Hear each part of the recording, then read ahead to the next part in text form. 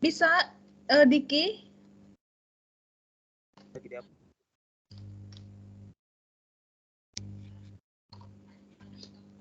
Ayub belum on cam, Zevani juga belum on cam.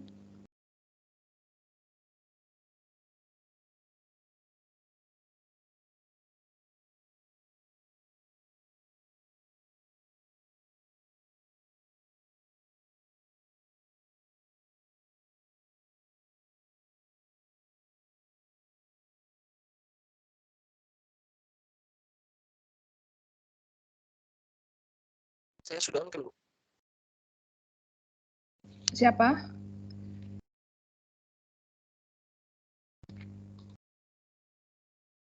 Nah ya, ini Ayub udah. Ya, baik Diki, silakan Diki. Jadi mengenai apa ini? Pengolahan double I ini. Pengolahan perusahaan bisnis, struktur mana organisasi perusahaan bisnis dan fungsi. Ya, silakan Diki. Baik, Bu. Pertama saya akan perkenalkan diri, saya Diki Dobianto dari presentasi pertama. Saya akan memulai presentasi saya tentang pengolahan perusahaan bisnis, struktur organisasi perusahaan bisnis, dan fungsi-fungsi manajemen. Secara historis, istilah bisnis berasal dari kata Inggris, yaitu bisnis, yang artinya tiga istilah dalam bahasa Indonesia: perusahaan, urusan, dan usaha. Bisnis terdiri dari kata dasar busi yang berarti distribusi. Istilah bisnis adalah istilah yang sangat populer dan begitu masyarakat di negara manapun, tidak terkecuali di Indonesia yang tergolong negara berkembang, telah memiliki pengusaha dan pebisnis yang tersohor, bahkan di antara mereka yang sudah mencapai puncak prestasi bisnis dan pada level nasional dan internasional. Tujuan dan maksud dari pengolahan bisnis yaitu sebagai usaha dan untuk mengelola produk dan jasa untuk mendapatkan keuntungan sehingga bisa mencukupi diri, keluarga, lingkungan, dan melalui kegiatan-kegiatan yang mengkombinasikan antara ide, tenaga kerja, material, dan modal. Keterampilan dalam melakukan inovasi dan kreativitas untuk menghasilkan suatu produk dan jasa yang laku dijual dan bermanfaat untuk orang lain, karena produk dan jasa yang dihasilkan itu memang dibutuhkan oleh masyarakat. Ada beberapa jenis lingkungan yang mempengaruhi kegiatan suatu bisnis yang dijalankan oleh pelaku bisnis. Pada dasarnya lingkungan tersebut dapat dibedakan atas dua lapis.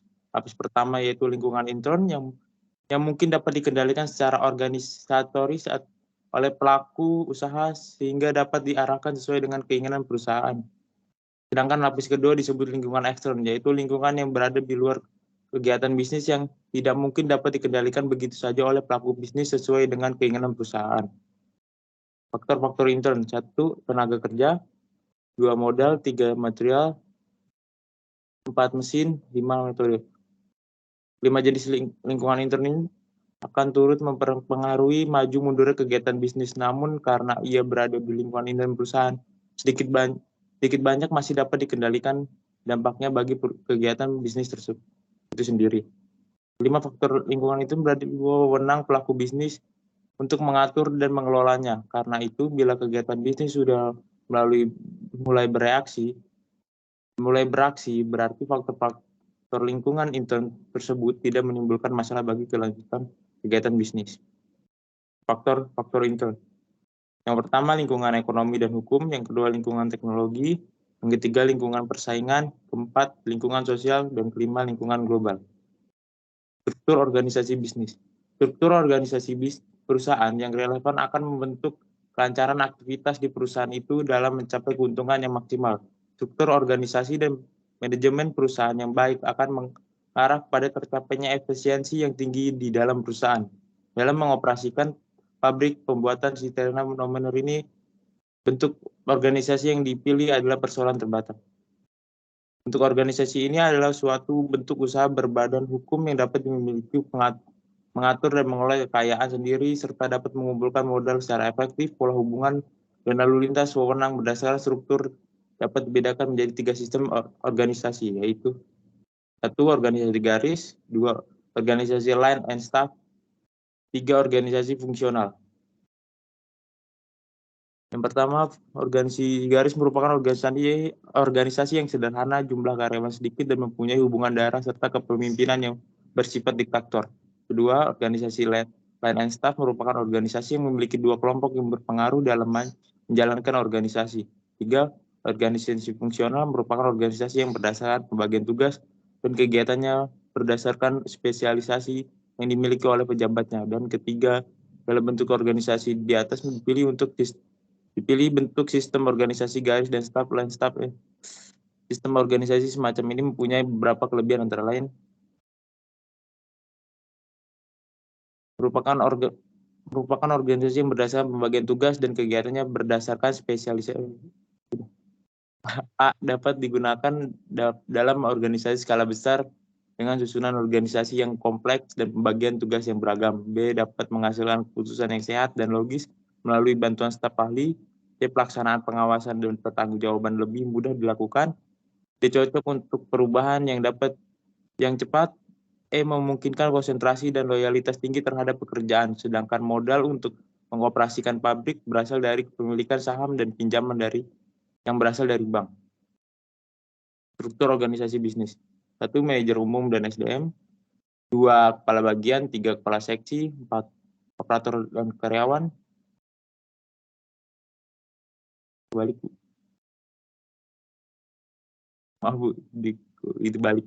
Nomor pertama itu Dewan Komisaris, 2 Direktur Utama, 3 Manajer Teknik dan Produksi, 4 Manajer Keuangan dan Pemasaran, 5 Manajer Umum dan SDM, 6 Kepala Bagian, 7 Kepala Seksi, dan 8 Operator dan Karyawan.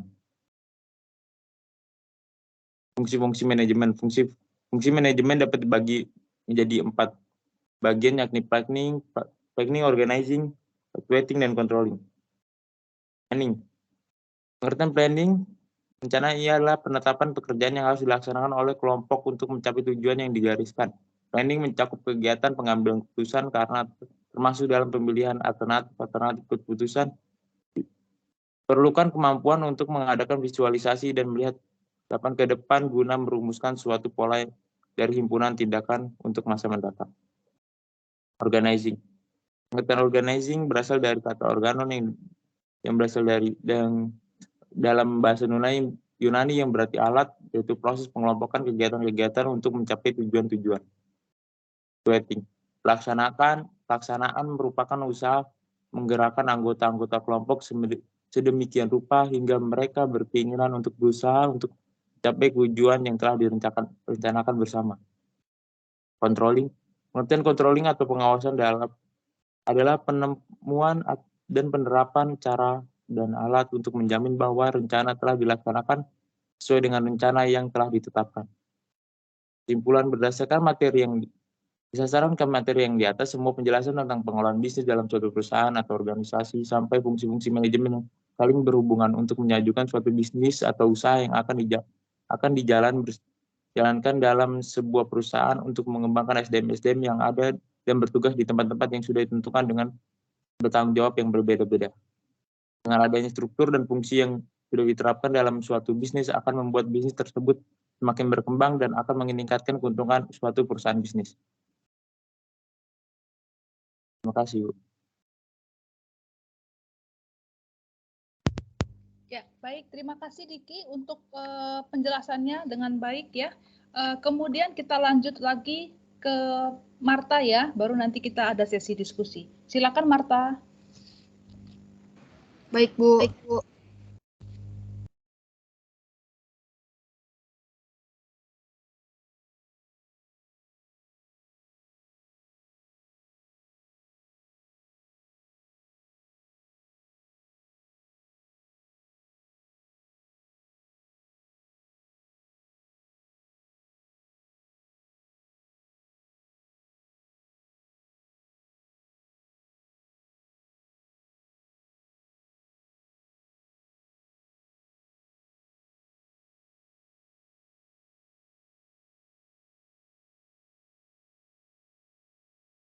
Ibu maaf, apa udah kelihatan, Bu? Sudah Marta, sudah. Oke.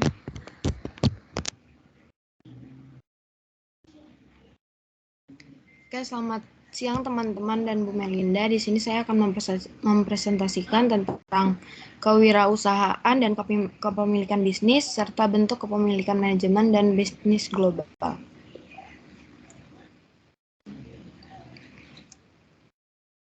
Yang pertama ada kewirausahaan. Kewirausahaan adalah kemampuan untuk menciptakan dan mengelola sesuatu yang baru melalui proses kreatif dan inovatif yang dijadikan dasar, kiat, dan sumber daya untuk mencari peluang sukses, memecahkan persoalan, dan menemukan peluang untuk memperbaiki kehidupan atau usaha. Dalam konsep kewirausahaan ada 5. Yang pertama itu ada kelincahan atau agility. Dalam konsep ini, pengusaha dituntut untuk lincah dalam merespon kondisi, baik secara strategi, hasil, atau pasar. Yang kedua, ada daya tahan atau endurance. Jika pengusaha tidak punya daya tahan yang tinggi, maka bisnisnya akan sulit bertahan. Dan yang ketiga, ada kecepatan. Dalam konsep ini, pengusaha harus memiliki kecepatan dalam berinovasi untuk melesat maju dalam menjawab tantangan pasar. Yang keempat, ada fleksibilitas. Ibu sebentar ya, Bu.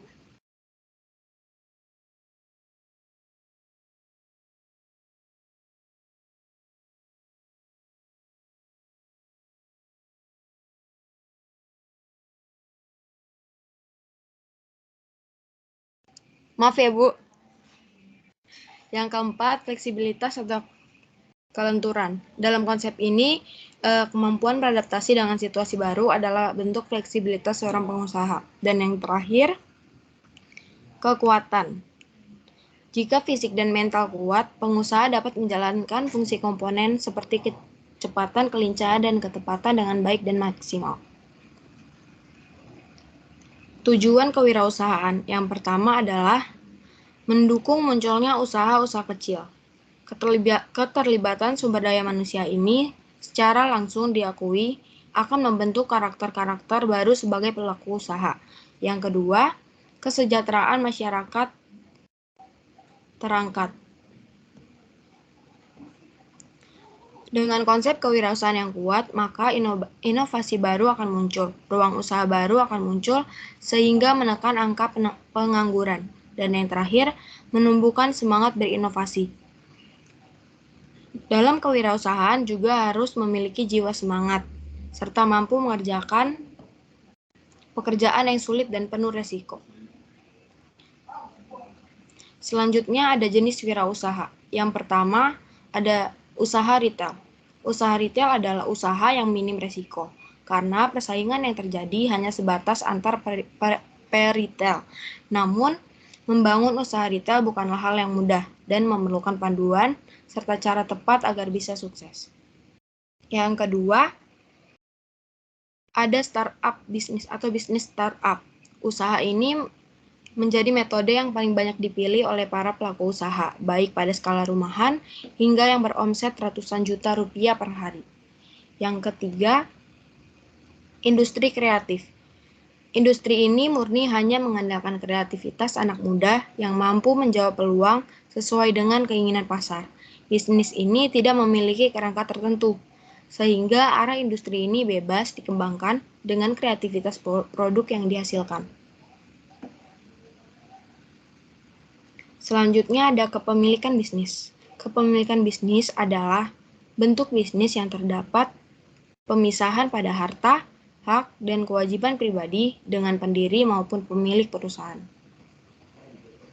Dalam kepemilikan bisnis ada bisnis kecil. Bisnis kecil yaitu usaha ekonomi produktif yang independen atau berdiri sendiri, baik yang dimiliki perorangan atau kelompok, dan bukan sebagai badan usaha cabang dari perusahaan utama.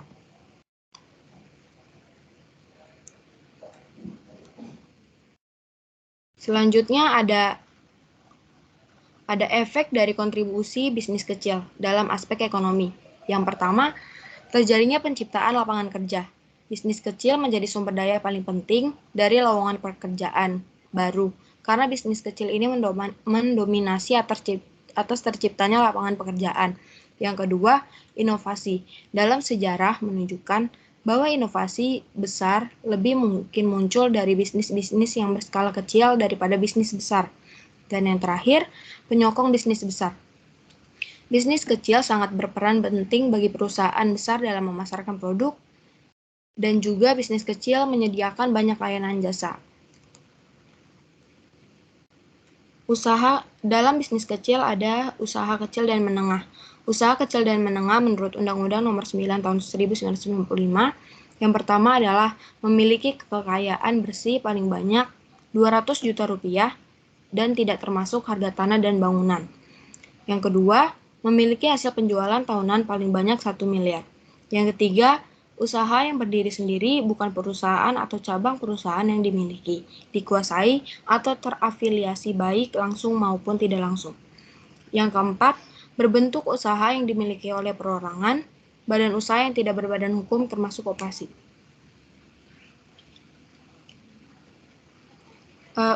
UKM dikelompokkan dalam 4 macam, yaitu yang pertama, ada livelihood activities. Livelihood activities ini adalah salah satu UKM yang bisa dimanfaatkan dan bertujuan mencari kesempatan kerja, mencari nafkah, dan mereka tidak memiliki jiwa kewirausahaan dan jumlahnya sangat besar. Yang kedua, ada microactivities. Microactivities adalah salah satu UKM yang dilakukan dengan cara menjadi pengrajin sesuatu, namun belum taraf menjadi kewirausahaan yang disebut masih skala kecil. Yang ketiga ada Small Dynamic Enterprise.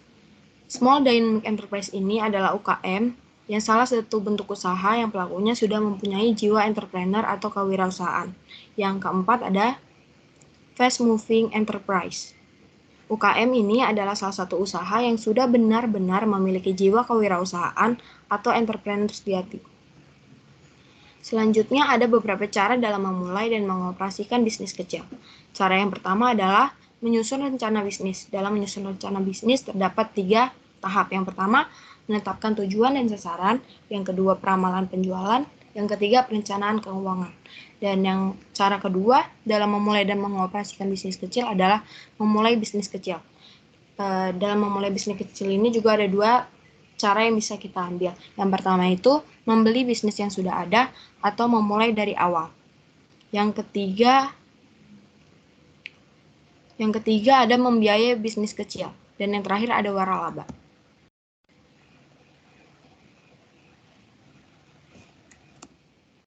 Faktor kegagalan dan keberhasilan bisnis baru atau bisnis kecil. Faktor kegagalan yang pertama adalah manajer yang tidak kompeten. Yang kedua, manajer yang kurang memberi perhatian. Yang ketiga, sistem kontrol yang lemah. Dan yang terakhir, tidak memiliki cukup modal. Faktor keberhasilan yang pertama adalah adanya kerja keras dan dorongan. Yang kedua, permintaan pasar yang tersedia. Yang ketiga, kompetensi manajerial. Dan yang terakhir, keberuntungan.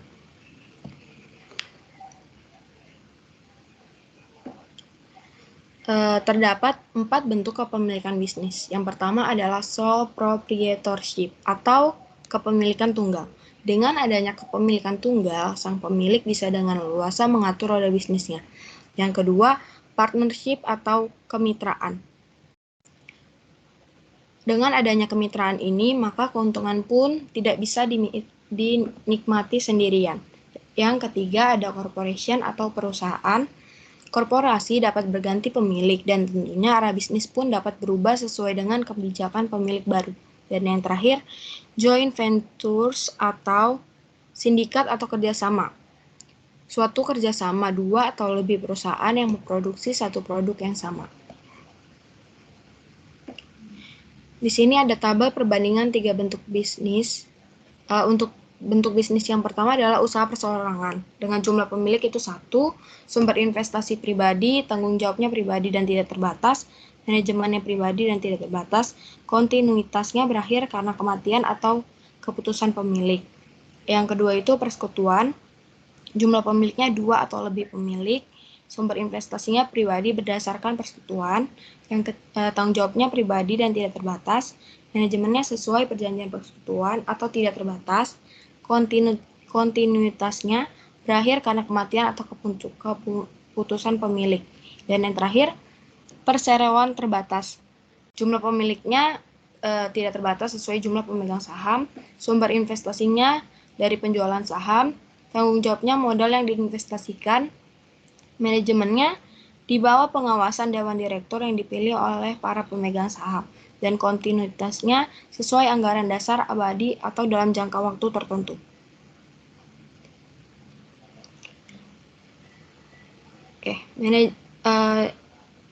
Manajemen global. Manajemen global adalah segenap aktivitas manusia dalam organisasi dengan menggunakan bantuan sumber daya dan fasilitas yang diperlukan untuk mencapai tujuan secara keseluruhan.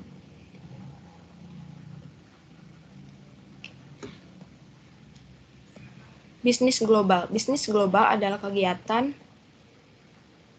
yang melampaui dan melewati batas sebuah negara serta terkoneksi sedunia pada level kultural, politik, dan ekonomi dengan menghilangkan hambatan-hambatan komunikasi dan perdagangan. Terdapat 5 karakteristik bisnis global. Yang pertama, bisnis dilakukan oleh penduduk suatu negara dengan penduduk negara lain atas dasar kesepakatan bersama. Yang kedua, pembeli dan penjual terpisah atas batas-batas negara. Yang ketiga, barang harus dikirim atau diangkut dari suatu negara ke negara lainnya, harus mengikuti dan memenuhi persyaratan peraturan. Yang keempat, bisnis terjadi karena ada perbedaan keunggulan-keunggulan. Yang kelima, antara negara yang satu dengan negara lainnya terdapat perbedaan dalam bahasa, mata uang, hukum, dan lain-lain. Manfaat bisnis global. Yang pertama adalah memperoleh barang atau jasa yang tidak dapat diproduksi di dalam negeri. Yang kedua, memperoleh keuntungan dari spesialisasi. Yang ketiga, memperluas pasar industri dalam negeri. Yang keempat, transfer teknologi modern dan meningkatkan produktivitas.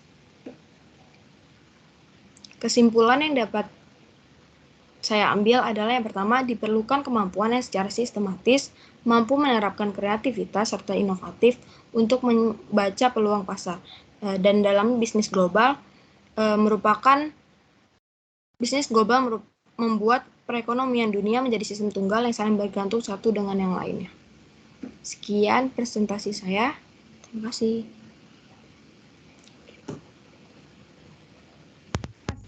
Marta ya, dan juga Diki tadi sudah mempresentasikan dengan baik. Dan juga tadi saya sudah cek di GCR ya, sudah dikirim, diupload. Kita semua bisa sambil membaca, mencicil ya, karena ini kita lanjut ke ujian tengah semester. Oke, nah jadi kita tadi sudah membahas mengenai yang pertama adalah pengelolaan bisnis perusahaan, kemudian bagaimana fungsi-fungsi manajemen. Pengelolaan juga kita bedakan mengenai sasarannya, kemudian juga ada rumusan strategi, struktur organisasi, kemudian ada fungsi-fungsi manajemennya. Kemudian masuk ke pertemuan berikutnya, kita membahas mengenai kewirausahaan atau kepemilikan bisnis. Kemudian juga ada bentuk dari kepemilikan manajemen dan bisnis itu. Bisnisnya itu tentu kita sesuaikan ya, ada bentuk-bentuknya, kemudian apakah bisnisnya itu skalanya besar ataupun kecil, kemudian seperti apa kira-kira goal atau tujuan dari bisnis tersebut. Nah, itu yang dibahas di pertemuan 2 dan pertemuan 3. Kemudian, mahasiswa semua, kalau untuk berbicara mengenai bisnis itu sebenarnya tidak lepas dari istilah yang kita sering sebut dengan kewirausahaan, ya, kewirausahaan. Coba ada yang bisa menjelaskan nggak apa sih yang dimaksud dengan kewirausahaan? Kewirausahaan itu sebenarnya apa? Silakan, Crescendo.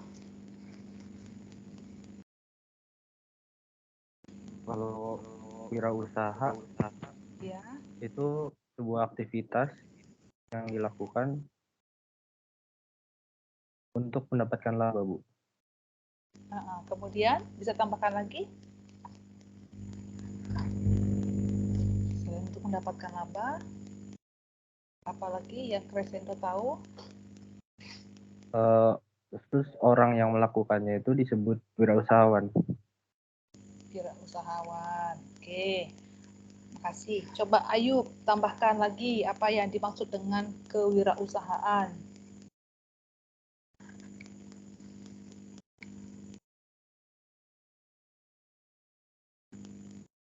Ayub.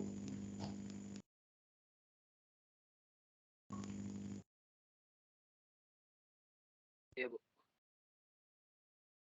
Wirausahaan itu sebuah proses yang menciptakan suatu nilai gitu. Besar sedikit, besar Yub, suaranya Yub.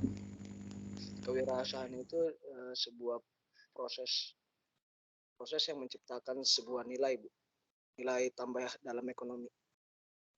Nilai tambah dalam ekonomi. Nilainya didapat dari mana? Dalam bentuk apa? Dalam bentuk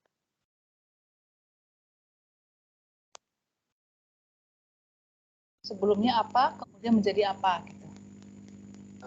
sebelumnya itu konsepnya, Bu, dan jadi usahanya. Dari konsep menjadi usaha gitu ya? Iya. Bahannya. Oke, terima kasih Yup. Sekarang Zevani, coba jelaskan Zev. Menurut saya, tadi teman-teman tambahin ya, kalau menurut saya untuk ini Bu, apa namanya, membuka lapangan pekerjaan. Kemudian? Membuka lapangan pekerjaan untuk mencapai suatu tujuan. Ya, oke, terima kasih. Jadi untuk kewirausahaan tadi sudah disebut ya ciri-cirinya apa saja.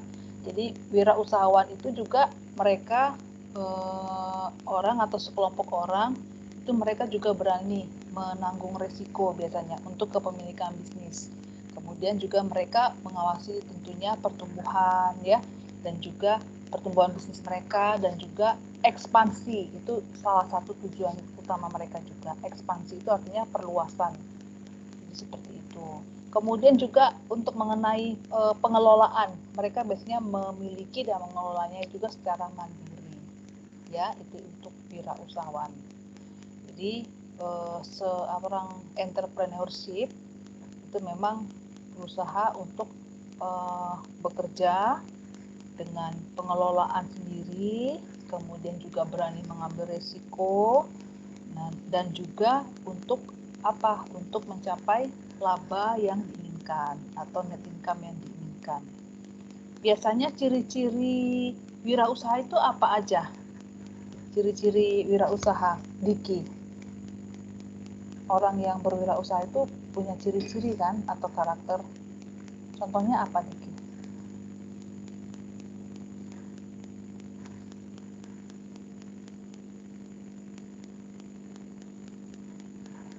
Ciri-ciri wirausaha. Apakah pemarah? Atau apa? Diki, suaranya kok nggak ada? Diki?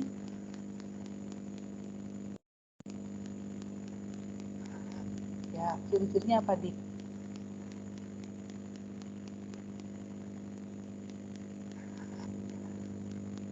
Bilangin lah suara gue. Ya, udah ada suaranya. Apa karakternya? Hah? Kok nggak ada suaranya di sini? Hah? Tuh, nggak ada suaranya. Tadi ada.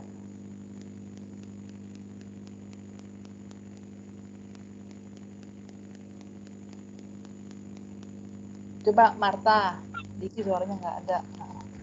Apa ciri-cirinya Marta? Ya Bu, yang pasti kreatif, terus bisa mengambil keputusan. Betul. Terus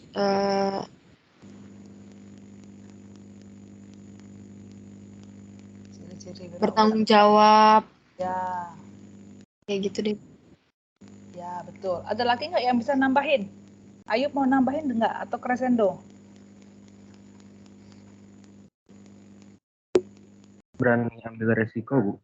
Ya, benar. Berani mengambil resiko. Kemudian?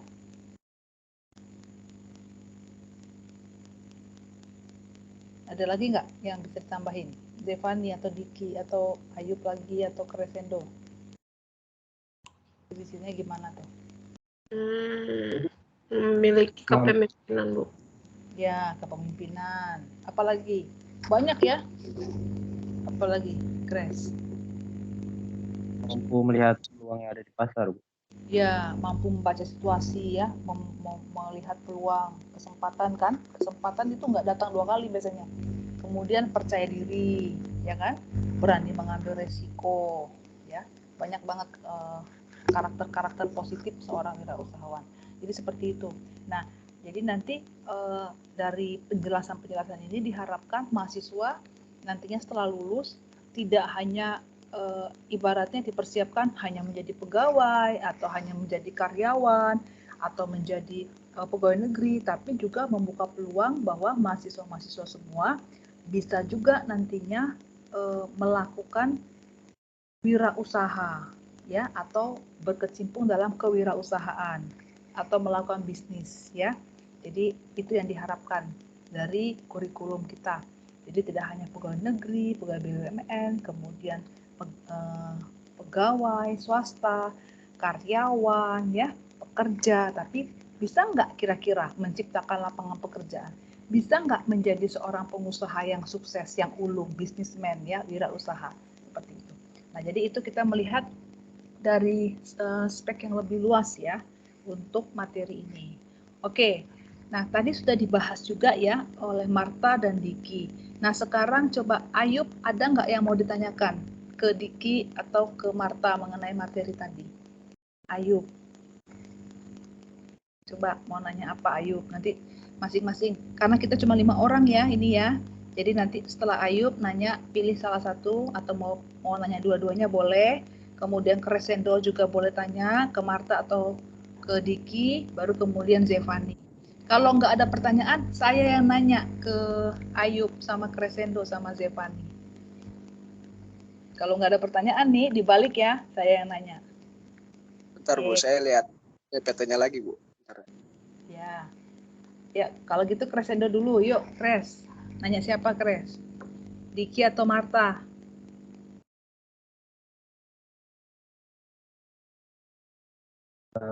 Mau coba tanya ke materi yang di kita tadi, Bu. Diki, yuk Diki, dengerin, yuk. Apa yang mana Cres? Tadi yang di materi awal kan ada yang tentang faktor internal dan eksternal. Yang internal kan tadi bisa dibilang bisa diatur oleh pihak perusahaannya sendiri. Sedangkan kalau faktor eksternal kan nggak bisa langsung diatur gitu. Nah, contoh yang dari faktor eksternal yang emang nggak bisa diatur sama sekali sama yang bisa itu kayak gimana?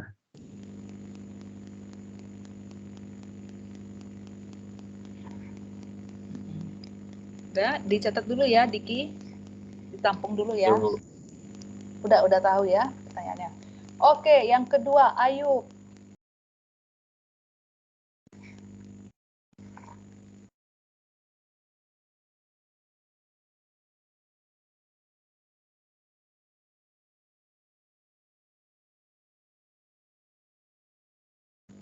Saya mau nanya ke Diki Bu. Diki, oh kok Diki semua ya? Ya, silakan.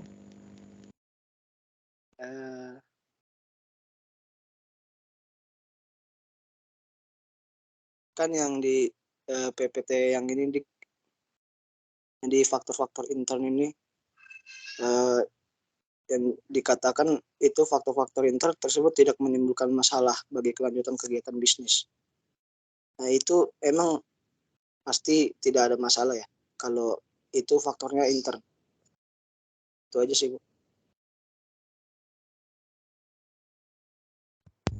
Ya, Diki udah dicatat?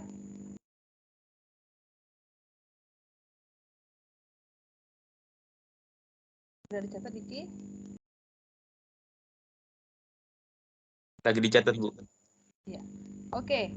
Kemudian yang terakhir, Zevani, mau nanya siapa? Mudah-mudahan nanyanya ke Marta ya. Memang ke Marta. Oh iyalah, biar 2:1 ya kan, jangan 3:0. Oke. Silakan, Zev. Marta Yang tadi, susah, Zev, yang susah. enggak. Tadi Marta mengenai bisnis global kan ada beberapa resiko ya, misalnya ada keterbatasan bahasa, keterbatasan mata uang tadi kan. Nah, ada nggak sih misalnya suatu UMKM yang udah mendunia gitu kan, contoh lah kita ambil contoh Lapis Talas Bogor yang kita semua udah tahu gitu enaknya kan cita rasanya. Nah, dia tuh mau go internasional Lapis Talas Bogornya. Kira-kira ada nggak sih tips atau enggak cara untuk menggo internasionalkan Lapis Talas Bogor ini gitu. Siapa tahu ada Lapis Talas Bogor cabang Amerika gitu, Lapis Talas Bogor cabang Rusia. Itu sih cara untuk mengurangi resikonya dan gimana cara biar Lapis Talas Bogor tuh bisa go internasional. Itu aja. Ya, oke. Dicatat dulu ya Marta ya. Thank you ya Ayub, Crescendo sama Zevani ya untuk pertanyaannya. Ya. Diki sama Marta mau langsung jawab atau mau pikir-pikir dulu? Hah? Pikir-pikir dulu, Bu. Oh iya, sebentar saya kalau gitu sambil presensi ya, saya buka AIS dulu ya, sebentar ya. Kita berapa nih? 1, 2, 3. Semua hadir berarti nih. Sebentar saya sambil buka AIS, sambil Diki sama Marta mikirin dulu apa.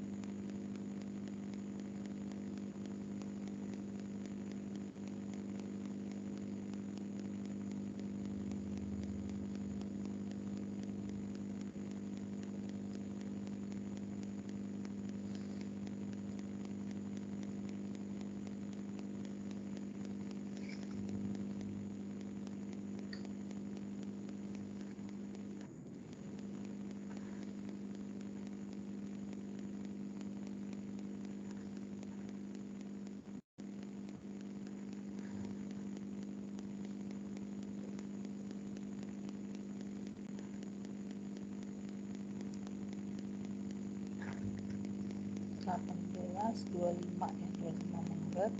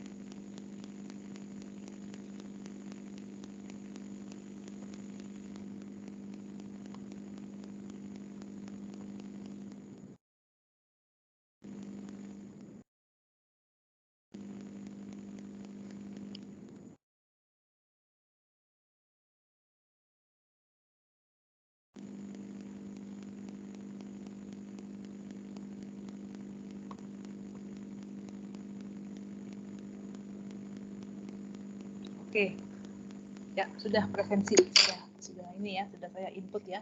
Ya, baik, silakan Diki. Pertanyaan dari Crescendo dulu berarti, baru kemudian Ayub.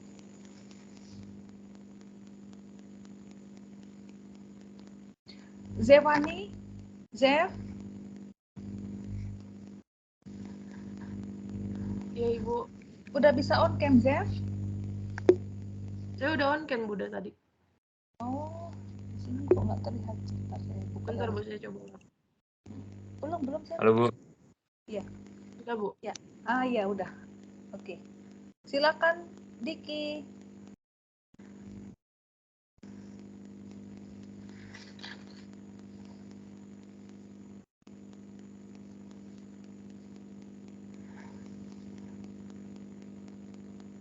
Mana Diki kok Diki living? Tuh. Diki keluar.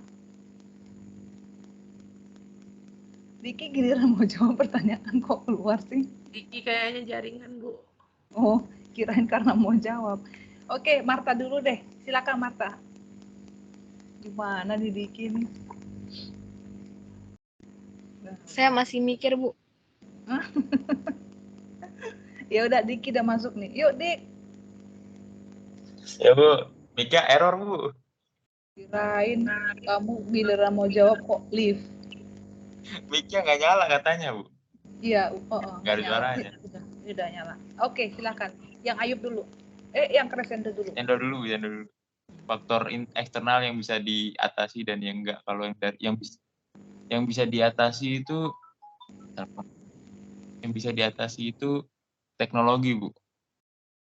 Semakin berubahnya zaman, teknologi semakin maju dan juga bisnis pasti memakai teknologi semakin maju biar pengembangan bisnis semakin maju juga Bu. Dan kalau yang nggak bisa diatur itu apa tuh UMR Bu, kan kalau UMR itu kan diatur oleh pemerintah, setiap daerah diatur sendiri oleh ada DPRD-nya sendiri masing-masing. Gimana, Kres?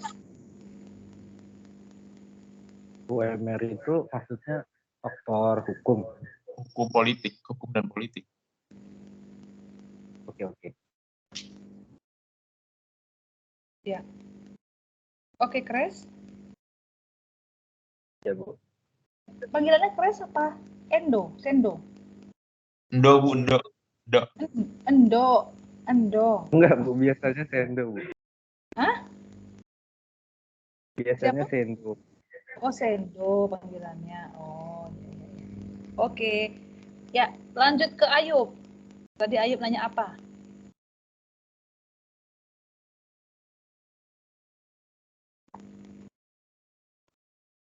Ayub nanya apa faktor internal tidak memiliki masalah.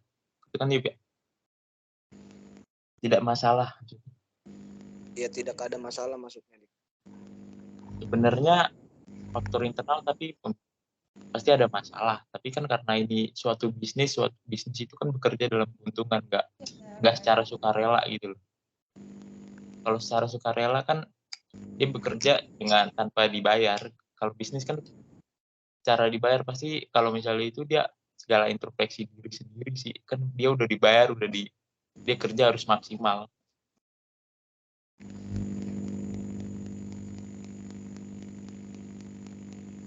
Ya. Gimana Ayub? Tapi di PPT-nya Kekecilan Ayub, suaranya Ayub. Karyawan. Ada nggak? Terdengar nggak Bu? Ya, udah dengar. Tapi kan di PPT-nya dibilang itu tidak menimbulkan masalah bagi kelanjutan kegiatan bisnis ya kan? Berarti PPT-nya itu salah ya, Dik ya? Nggak salah juga sih. Soalnya kan kalau misalnya itu tidak masalah, maksudnya tidak masalah besar, itu dapat diatasi dengan mudah. Kalau misal dari karyawannya bermasalah, tinggal dipecat, cari yang baru. Kalau misalnya ekonominya kalau misalnya modal adalah masalah, bisa cari sponsor baru, investor baru. Tidak memiliki masalah, itu tidak dapat, sulit diatasi, tapi dapat diatasi. Masalahnya masih dapat diatasi oleh para dewan komisaris, para direktur atasan gitu. Oke, Dik. Gimana Ayub? Oke ya, sudah ya. Ya. Ya, baik. Terima kasih ya Sendo dan Ayub. Oke, kita lanjut ke Marta. Ya, Bu. Tuh, Zevani udah ketawa-ketawa tuh. Sampai batuk-batuk. Pertanyaan dari Zevani itu tadi kayak gimana caranya mengatasi atau mengurangi resiko suatu bisnis global gitu kan. Contohnya Lapis Talas Bogor. Sebenarnya mau bisnis global atau lokal kan pasti ada resikonya ya, Zev. Contohnya tadi kalau yang dikutip Zevani itu adanya perbedaan dalam bahasa, mata uang, dan hukum. kalau misalkan untuk lapis talas Bogor, kalau misalkan dia ada resiko untuk menggo internasionalkan bisnisnya, yang pertama yang pasti cari tahu apa yang jadi resiko. Contohnya kayak misalkan mata uang. Berarti dia harus menyamakan nilai mata uang yang misalkan contohnya kalau di Indonesia rupiah, di sana US dollar, itu harus disamakan kan. Terus dari bahasa, mungkin lapis talas Bogor bahasanya diganti jadi apa gitu. Gitu sih Zef jawabannya.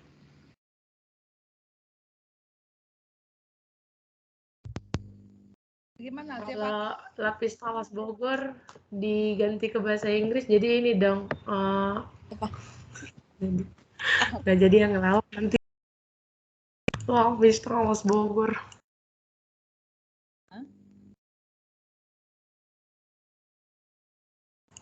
Siap, Mar. Oke, gimana Zef? Sudah oke? Oke, Bu. Oke. Ini mengenai UMKM yang mendunia ya, berarti ya. Iya. UMKM yang mendunia. Ya, baik. Kalau begitu mahasiswa semua ya. Jadi untuk materinya itu kita bahas ya nanti di hari ini, berarti untuk materi bisnis manajemen tadi ya, kewirausahaan, kemudian juga hal-hal yang terkait dengan bisnis. Nah, itu materi kita pada hari ini. Kemudian saya ada upload juga di GCR ya. Jadi tugas mandiri setelah ini masih ada waktu. Paling lambat hari ini juga pukul 23.59. Apa intisari dari materi pertemuan 3? Hanya satu halaman folio ya. Hanya satu halaman folio. Apa sih intisari dari materi pada hari ini? Berarti dalam pertemuan ketiganya. Nanti diupload paling lambat pukul 23.59 ya. Jadi di sini kita belajar kan selain akuntansi juga dari sisi bisnisnya ya. Makanya disebut akuntansi dan bisnis kontemporer. Minggu depan itu Zevani deh katanya nih. Zevani ya, minggu depan ya. Betul ya? Iya, benar Bu Zevani. Nah, Iya, Bu, nanti saya. giliran kita berempat tanya Zevani itu. Semuanya harus nanya kan Bu? Betul. Kalau enggak saya yang nanya. Ya, jadi bersiap-siap ya Zev. Nanti jangan lupa diupload di GCR. Oke, sebagai penutup, tadi yang berdoa siapa ya? Tadi yang berdoa Diki. Ayub Bu. Saya, Bu. Oh ya, berdoa Ayub. Ya udah, sekarang yang berdoa Diki. Kita putar. Iya, Ibu. Ya, Zev. Ibu. Congrats, Ibu. Oh iya, terima Atas kasih. anaknya. Terima kasih. Thank you. Zevani berteman di Facebook nih. Iya, Bu, baru tahu saya, Bu. Thank you. Jadi ini anak keempat, cowok. Oh, cowok. Anak keempat. Oke. Yang pertama udah 3 SMP, mau SMA tahun ini. Iya, jaraknya jauh-jauh. Yang kedua kan 3 kelas 6 SD. Tahun ini masuk SMP. Yang ketiga tahun ini masuk TK. Bayar uang pangkal semua ya. Bayar uang pangkal semua. Beda ini Bu, apa namanya? Tingkat pendidikannya. Iya, betul. Karena yang kelas 6 SD mau SMP ini sama yang mau TK itu jauh karena waktu itu ngambil kuliah S3. Jadi apa dulu deh biar agak ini dulu lah concern gitu. Karena itu. Thank you. Oke, tadi yang pimpin doa Diki ya. Diki. Yuk Diki yuk. Ya, Bu. Minggu depan ganti-gantian Sendo atau Zevani atau Marta. Oke, yuk. Baik, mari kita bersatu dalam doa. Tuhan Allah Bapa, terima kasih seluruh berkat yang Tuhan limpahkan bagi kami pada saat siang hari ini, Tuhan. Dan materi dan pelajaran kami telah selesai, Tuhan. Kiranya materi yang telah disampaikan dapat tumbuh dalam diri kami dan dapat kami laksanakan dan implementasikan dalam kehidupan sehari-hari kami ke depannya, Bapak. Terima kasih, Bapak. Berkati kami dalam kegiatan kami selanjutnya, Tuhan, dan kami serahkan semua ke tangan. Dan nama berdoa Yesus Kristus, amin. Amin. Terima kasih Diki. Sama Ibu. Oke. Lanjut ya, tugas mandiri ya, Zevani, Sendo, Ayu, Marta, Diki juga ya. Oke, sampai jumpa minggu depan. Terima kasih Ibu. Terima kasih, Bu. Dah. Dadah Ibu. Terima kasih Ibu. Boleh live ya.